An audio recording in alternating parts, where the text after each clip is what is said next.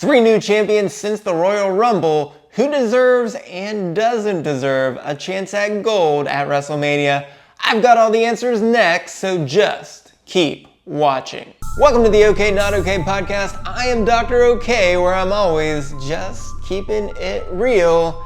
And after missing our Raw recap, we're ready to get right back into the swing of things. So after each PLE, I tell you stupid idiots who should be next for each title. And since all the primary titles are now set following the Royal Rumble and Elimination Chamber, we're going to skip those and talk about our mid-card titles and our tag team titles only. So let's get right to it with who should be next for the Intercontinental title.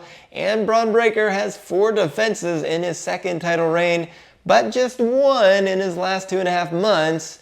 And it seems that he has a lack of attention from Adam Pearce on Raw. So we do need to give him at least 1 challenger for WrestleMania. So we'll start with Penta, still at number 1 here, and he's picked up 1 more one-on-one win to go to 4-0 in one-on-one matches. And it simply doesn't make much sense to not give him a chance at this point, so let's include him for WrestleMania. So at number 2, we are going to stick with Rey Mysterio. He is just 2-2 in one-on-one matches in 2025, losing his last match versus Logan Paul in his only singles match since our last episode. But there are only 7 Raw men who have 2 or more singles wins in 2025. And since we have to remove Gunther, Jay, Breaker, and Penta for obvious reasons, including just counting Penta right above, we can either go with Rey or we can go with Punk and Rollins, and I simply don't think that either of them are interested in the IC title right now. So who shouldn't be next? We're gonna go with Logan Paul, and yes, like we just said, he beat Rey Mysterio to qualify for the Elimination Chamber, but that is his only win since WrestleMania 40, and he's just 1-5 in singles matches, so he just needs another win or 2 to get him back into the picture. For the women's IC title, Lyra Valkyria has been busy with 2 title defenses against Dakota Kai and Ivy Now, so we need some new contenders. And at number 1, we will go with Raquel Rodriguez, who picked up her first one-on-one win since returning, but it happened to be a number 1 contenders match, so we'll put her right here. And at number 2, we will go with Bayley, and she beat Lyra to qualify for the Elimination Chamber, and she's just 1 of 3 Raw women with 2 or more singles wins in 2025. And you would think she would probably want to be a new Grand Slam champion, so this seems like a good spot for WrestleMania. But we simply can't give Ivy and our next person any more chances, so who shouldn't be next? It is Dakota Kai, as she lost in the finals and in her second chance to win the IC title. And so she's 1-2 in 2025, so it's simply time to rebuild, or preferably to go to the tag division. Speaking of the tag division, for the World Tag Team titles, the War Raiders are on fire at 8-1 since returning, and they have 3 successful title defenses. So who should be the new number 1 contender? It is The New Day. All of a sudden, they are 3-0 in 2025, and it sure looks like they're the only reasonable opponent at WrestleMania, because at number 2, we have to go with the Alpha Academy, and LOL to that one, because we literally have no other Raw men's tag team with a win in 2025 other than the War Raiders and the New Day. But they are on a winning streak of 1 match, winning on November 25th, and on that magical night, there were 3 tag teams who won matches, them, the War Raiders, and the next team. So who shouldn't be next? It is the Creed brothers. I have had them at the number 1 spot several times in a row, and they finally got their chance twice, and they lost both times, so that is it for now, folks. So let's go to SmackDown with the United States title, and LA Knight regained the US title Friday, defeating Shinsuke Nakamura, who he had lost to at Survivor Series, and he needs a new number 1 contender. So we're going to go with Kevin Owens at number 1, and I realize if he shows up for a match against anyone else, he's probably going to get RKO'd out of nowhere by Randy Orton. but he does have a 3-1 one-on-one record in 2025, and that is tied with LA Knight for the best winning percentage in singles matches for SmackDown men in 2025. And at number 2, we're going with Carmelo Hayes, and he's usually appearing in the shouldn't column, but he's sneakily 3-2-1 in one-on-one matches, tied with Owens for the second most one-on-one wins. And even though his win versus Strowman was awfully cheap, well, that is still enough to give him the slight edge for the moment. So who shouldn't be next? Have to go with Jacob Fatu here, which is hard to believe. He is only 1-4 in singles matches in 2025.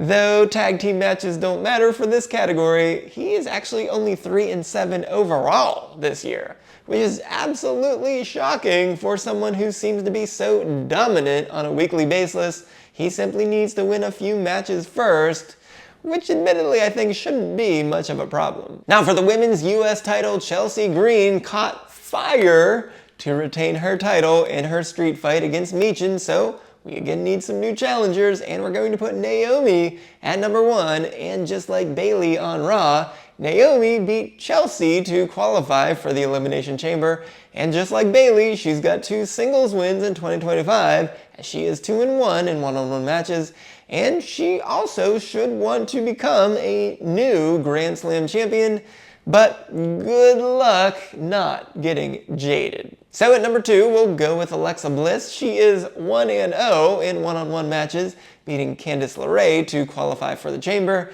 Is it too soon?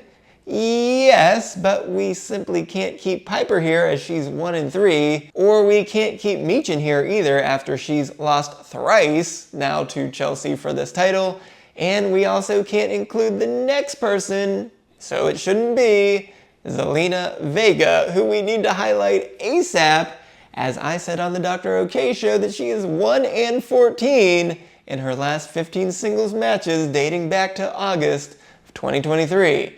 And even if you don't care about going back that far, she still lost 5 straight singles matches, so no line skipping here, Zelina, and yet again, bye! Now to the WWE Tag Team titles, DIY have gotten a lot of help to hold on to the titles in all 3 of their defenses, but it looks like everyone seems to be aiming right at them, so we will start with the Street Profits. They do not actually have a match yet in 2025, but they are still on fire at 6-1 in their last 7 traditional tags, and assuming they don't get taken out again before their match, they will finally get their shot this week. So at number 2, it's Pretty Deadly, and they get this spot automatically as they won their triple threat number 1 contenders match last week, so they shimmy up a spot to number 1 no matter who wins on Friday. And against all odds, they are 2-0-1 in their last 3 tag team matches. So who shouldn't be next? We're going to have to go with Los Garza, as Santos Escobar is getting awfully frustrated with them for good reason, as they're just 1-3 in all tag team matches this year. Now for the women's tag team titles, Liv Morgan and Raquel Rodriguez defeated Bianca Belair and Naomi to become the first 3-time women's tag team champions. So we need some new contenders, and we will make the new number 1 contenders Bianca Belair and Jade Cargill. Well, they never lost their titles, and in fact, they were 13-0 in traditional tags last year on the main roster, so it is safe to say that if they want to get these titles back, they should get a shot at it. But I have a feeling that that is the last thing that either of them are thinking about right now. So at number 2, staying in the same spot, is Kai and Sky, Dakota Kai and Io Sky. They are 2-0 this year, including a win versus the new champions. And Io should admittedly probably focus on the Women's World Championship, so perhaps we can call in another Damage Control member in off the injured list to help out Dakota. So who shouldn't be next? Well, I don't like to repeat, but we may as well do it here, as Nia Jax and Candice LeRae are pretty much the only option here. because no one else even seems to really be trying. And they lost to the Time Twins at the Elimination Chamber, so that gives them 3 straight traditional tag losses. And unbelievably, both of them are 0-9 in their most recent 9 tag matches, regardless of who their partner was, because a couple times that happened to be Tiffy. So even without those world titles, there's still a lot of championships to talk about. But since we missed Raw yesterday, make sure to go right on over here and check out our grades for LA Knight's title win and the rest of SmackDown right there. But if you don't, just like Nakamura's really pretty sad title reign, that would be not okay.